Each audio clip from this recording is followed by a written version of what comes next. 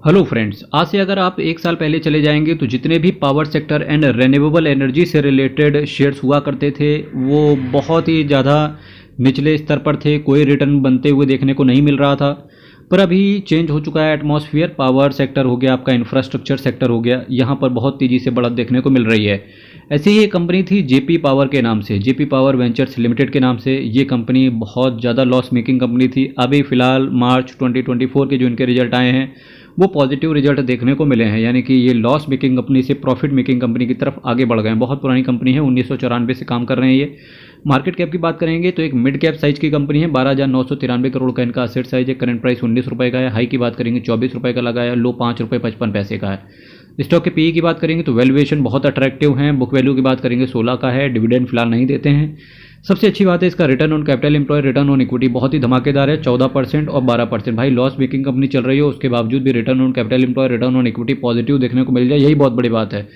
Face value company का 10 रुपये है, यानी कि आने वाले समय में अगर इसका शेयर प्राइस 50 रुपये से ऊपर नहीं मिलता है तो आपको स्प्लिट के मजे भी देखने को मिलेंगे।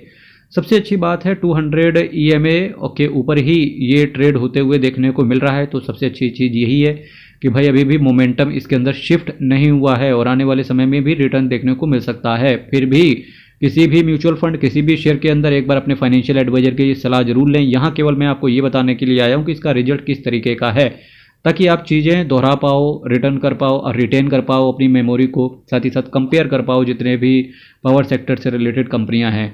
चलिए पी की बात करते हैं, जो सेम पीयर बेसिस पे कंपैरिजन करते हैं कि अदर कंपनीज का पीई किस हिसाब से। पीई का मतलब होता है प्राइस टू अर्निंग रेशियो। जी हाँ, प्राइस टू अर्निंग रेशियो। इसमें क्या होता है, जिस कंपनी का जितना ज़्यादा पीई होगा यानी कि वो कंपनी उतनी ज़्यादा महंगी मिल रही है आपको। एनटीपीसी देखो 18 का पीई है, बहुत सस्ता है। अडानी ग्रीन देखो 174 का पीई है। अडानी के जितने भी शेयर्स हैं बहुत ओवर वैल्यूड हैं, पर क्या करें, डिमांड में है तो भाई चल रहा है। पावर ग्रिड कॉर्पोरेशन 17 का पीई, अडानी पावर केवल 9 का। अडानी पावर बहुत बेहतरीन कंपनी है। अडानी पावर केवल 9 का पीई मल्टीपल के साथ आता है। टाटा पावर 41 का पीई है। अडानी एनर्जी सॉल्यूशन 101 का पीई है।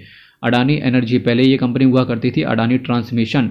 JSW एनर्जी केवल 64 का पीई है और जेपी पावर देखो केवल 9 का पीई है। अगर मैं छोड़ दूं Adani power, JP power and NTPC, ये कुछ ऐसे कंपनीज हैं जहां पर वैल्यू अनलॉकिंग अभी भी बाकी है। सेल्स की बात करेंगे दिसंबर से इनका मार्च को देखो 2190 करोड़ से 1515 करोड़। एक्सपेंस देखोगे 1613 करोड़ से 788 करोड़। अगर सेल्स गिरा है तो इनका एक्सपेंस रेशियो भी गिरा है। नेट प्रॉफिट देखो 173 करोड़ से 589 करोड़ का आफ्टर टैक्स नेट प्रॉफिट। 0.25 के ईपीएस से 0.86 का ईपीएस, ये दिखा रहा है कि कंपनी के अंदर टर्न अराउंड पूरी तरीके से हो चुका है। ठीक है, तो जिसका भी ऑलरेडी इन्वेस्टेड था तो भाई पैसा तो यहाँ पे बना है अच्छा खासा इन्वेस्टर्स का।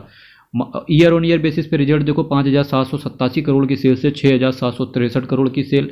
एक्सपेंडिचर देखो 4,666 करोड़ से 4,527 करोड़ का एक्सपेंडिचर, ये दिखा रहा है कि भाई साहब कंपनी भी पूरी तरीके से आगे बढ़ चुकी है। कंपनी मेहनत भी बहुत ज़्यादा करी है भाई। 55 करोड़ के नेट प्रॉफिट से 1,022 करोड़ का ईयर ऑन ईयर बेसिस ताबड़तोड़ तरीके से इन्होंने रिटर्न पेश किए। पर जिस तरीके से कंपनी के अंदर रिजल्ट्स के अंदर बदलाव देखने को मिले, फाइनेंशियल्स स्ट्रांग हुए हैं, उस हिसाब से शेयर्स के अंदर अभी मोमेंटम मुझे लगता नहीं है कि उतना अच्छा इसने मोमेंटम अभी दिया है, यानी कि मोमेंटम आने वाले समय में दे सकती है। 0.08 के ईपीएस से 1.49 ताबड़तोड़ तरीके का ईपीएस आया है। शायद इन्वेस्टर ये वेट कर रहा है कि जब इतने ताबड़तोड़ तरीके से इन्होंने रिटर्न इन्वेस्टर्स को बना के दे दिए हैं, अब जो वापस से अप्रैल में जून वाले रिजल्ट्स आएंगे, अगर एक क्वार्टर के रिजल्ट अगर इन्होंने और पॉजिटिव दे दिए तो डेफिनेटली ये शेयर प्राइस आगे चलते हुए देखने को मिलेगा। इक्विटी कैपिटल देखो 6,853 करोड़ से 6,853 करोड़, कोई बदलाव देखने को नहीं मिला। रिजर्व एंड सरप्लस के अंदर पैसा बढ़ रहा है। एक सरप्लस कैश होता है जिससे कंपनी आगे चल के डिविडेंड भी डिक्लेयर कर सकती है। 4,614 करोड़ क्यों नहीं कर रही है, सिंपल सी बात है, कंपनी के ऊपर कर्जा बहुत है। 3,625 करोड़ पर लॉन्ग टर्म बोरोविंग्स इन्होंने कम करी है दिसंबर के कंपैरिजन, लास्ट ईयर के कंपैरिजन से इस साल इन्होंने LTB को कम किया है। 3,992 करोड़ लास्ट ईयर थी, अभी केवल बची है 3,625 करोड़। शॉर्ट टर्म बोरोविंग्स को भी इन्होंने कम किया है 763 करोड़ से 617 करोड़। पर आपको एक चीज़ पता होनी चाहिए, जो भी कंपनियां पावर सेक्टर के अंदर होती हैं, इंफ्रास्ट्रक्चर सेक्टर के अंदर होती है, इसमें कैपिटल की रिक्वायरमेंट बहुत होती है और पैसा फंसता भी बहुत है।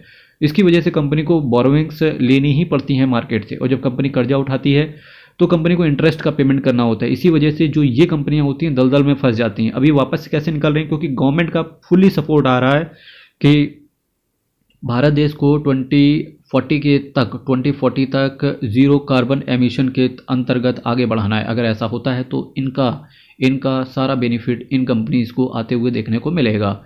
इसके साथ साथ देखिए नेट कैश फ्लो का हमारे पास फिलहाल डेटा है नहीं। डेटा डेज देखिए 74 दिन से केवल 64 दिन का डेटा डेज होता है, यानी कि पास्ट में जो भी कंपनी का लेट पेमेंट आता था अभी वो बहुत तेज़ी से पेमेंट आएगा लेट। तो जो ये नेक्स्ट ईयर यानी कि FY25 के जब रिजल्ट आएंगे तब आप एक चीज़ पाओगे कि यहाँ पर कैश फ्लो पॉजिटिव आते हुए देखने को मिलेगा। इसके साथ साथ प्रोमोटर्स की होल्डिंग 24% इंटैक्ट है। ये सबसे अच्छी चीज़ है ऐसी कंपनियों के अंदर कि प्रोमोटर की होल्डिंग एटलीस्ट कुछ है। FIIs की बात करेंगे, FIIs ने कंपनी के अंदर स्टेक को इंक्रीज़ किया है 5.14% से 6.06%। DIs ने भी कंपनी के अंदर हल्का सा स्टेक 2% के आसपास बाहर निकाला है, पर DIs ने जो स्टेक को बाहर किया है 20 से 18 वही पब्लिक ने खरीद लिया है 50.41% से 51.47%। पब्लिक ने इस शेयर को भरोसा दिखाया इस शेयर पर और पब्लिक का पैसा भी बना है। ठीक है, पब्लिक का वैसे भी एक्चुअली ये कंपनी 2-4 रुपये की हुआ करती थी JP पावर, और वापस से देखो आज कहाँ पे खड़ी हुई है 19 रुपये। अच्छा खासा पैसा पब्लिक का बना है। पब्लिक वैसे भी फंडामेंटल से ज़्यादा कंपनी पब्लिक बिलीव करती है शेयर के प्राइस के ऊपर, यानी कि अगर किसी फंडामेंटली साउंड कंपनी ना हो, अगर वो शेयर प्राइस 10 पैसे 20 पैसे का है तो पब्लिक खरीद लेगी। अगर फंडामेंटली साउंड कंपनी है फिर वो शेयर चाहे 1.5 लाख या 1,29,000 रुपये का हो लाइक MRF, तो फिर कंपनी थोड़ा सा पीछे हटती है। तो ये सारी चीज़ें हैं, क्योंकि मार्केट है भाई और भाव ही भगवान है, तो मैं भी इस चीज़ पर कमेंट नहीं कर सकता। पर हाँ, आपको एक चीज़ माननी पड़ेगी, JP पावर के अंदर टर्न अराउंड हो चुका है। मेरे भाई चैनल को सब्सक्राइब कीजिएगा। आपकी क्या राय है JP पावर से रिलेटेड यहाँ कमेंट बॉक्स में रखिएगा। इनकम टैक्स फाइलिंग का सीजन चल रहा है, आपके अंदर शेयर मार्केट के अंदर आपको कुछ भी लॉस हुआ हो, म्यूचुअल फंड के अंदर आपको लॉस हुआ हो, प्रॉफिट हुआ हो, इनकम टैक्स की फाइलिंग जरूरी है। आप सैलरीड एम्प्लॉय हैं, बिजनेस एम्प्लॉय हैं, या आपके पास कोई प्रॉपर्टी से रिलेटेड कैपिटल गेन खड़ा हुआ है, तो आप इनकम टैक्स रिटर्न की फाइलिंग आप हमारे द्वारा भी ले सकते हो। ये जो आपको कॉन्टैक्ट नंबर दे रहे हैं इन पर आप व्हाट्सएप करके अधिक जानकारी प्राप्त कर सकते हो। आपको डिटेल्ड व्यू यहाँ पर दे दिया जाएगा। चैनल को सब्सक्राइब कीजिएगा, वीडियो को लाइक कीजिएगा। हर हर महादेव, अयप्पा शरणम, हरि शरणम। बहुत बहुत धन्यवाद।